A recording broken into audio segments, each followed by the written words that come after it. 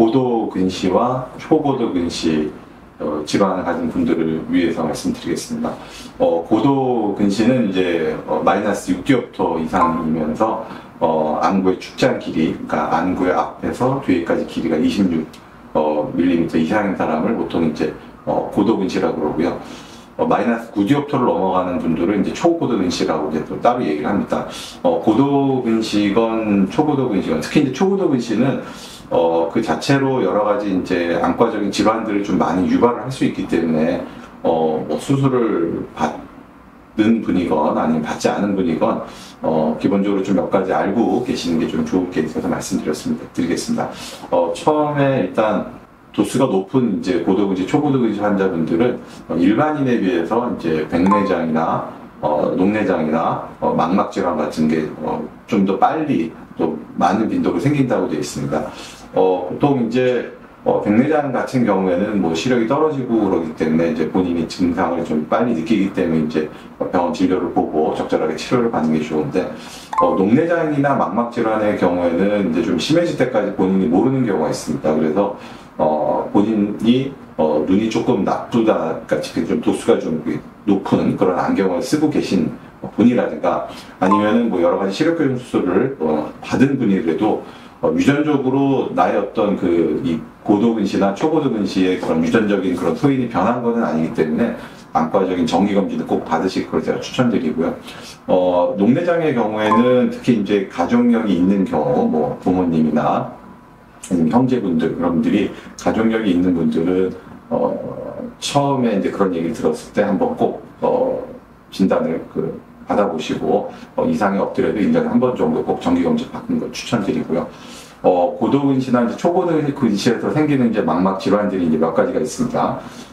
가장 이제 대표적인 경우에는 한 가지는 이제 이 신경막이 얇기 때문에 이제 거기가 구멍이 나서 망막 열공이라고 합니다. 이제 그러면서 거기가 찢어지고 그러면서 이제 유리체 출혈 같은 게 생겨서 갑자기 뭐 들 보인다든가 그런 경우가 생길 수가 있고요.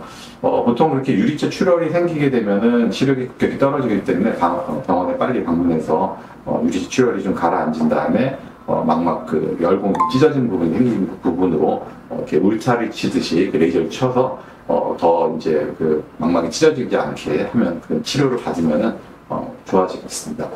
또 하나는 이제 망막의 중심 부분, 이제 황반 쪽에 여러 가지 이제 문제가 생기는 경우가 있습니다. 이제 안구의 축장 길이가 길어지다 보면은 이제 망막이나 이제 맥락막 쪽에 이제 구조적인 그런 변형으로 인해서 이제 시력이 떨어지는 경우가 있습니다.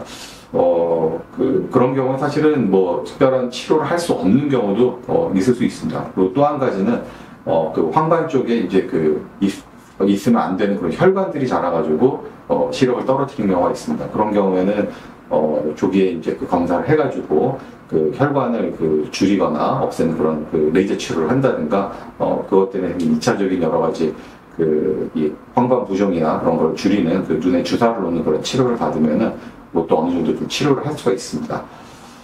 그리고 이런 이 증상이 생겨서 병원을 가는 것도 물론 중요한데 눈이 나쁜 분들은 이제 몇 가지 주의사항이나 뭐 자가 검진 방법이 있습니다.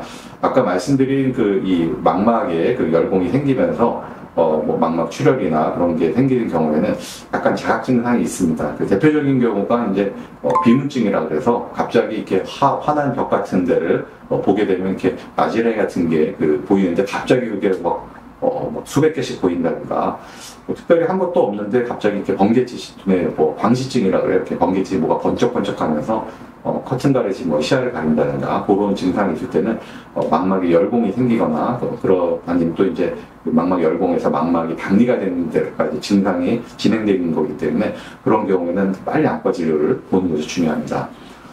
그리고 황반 쪽 시력의 중심 부분에 이제 이상이 생기는 경우에는 대표적으로 이제 중심 시력이 확 떨어지는 경우도 있고 그런 경우에 빨리 좀 자기가 알아차릴 수 있는데 미세하게 오는 경우에도 좀 알아차릴 수 있는 방법이 있습니다. 대표적인 경우에는 이제 내가 앉아있는 일정한 거리에서 벽 기둥이나 그런 게 좀 휘어져 있지 않은지 좀 확인을 하는 겁니다. 굳이 자주 할 필요는 없는데 한 달에 한 2번 정도 이렇게 양쪽 한쪽씩 이렇게 가리고 기둥 같은 게 휘어져 있지 않나 똑바로 보이나 이제 그런 걸 좀 체크하는 그런 방법도 좋은 자가 테스트 방법이 되겠습니다. 그 초고도 근시나 근시가 있는 분들 어떤 생활 습관에서 이제 조심하셔야 될 거는 가뜩이나 이제 그 눈 자체가 약하기 때문에 눈의 어떤 외상을 뭐 당연히 피하는 게 좋고요.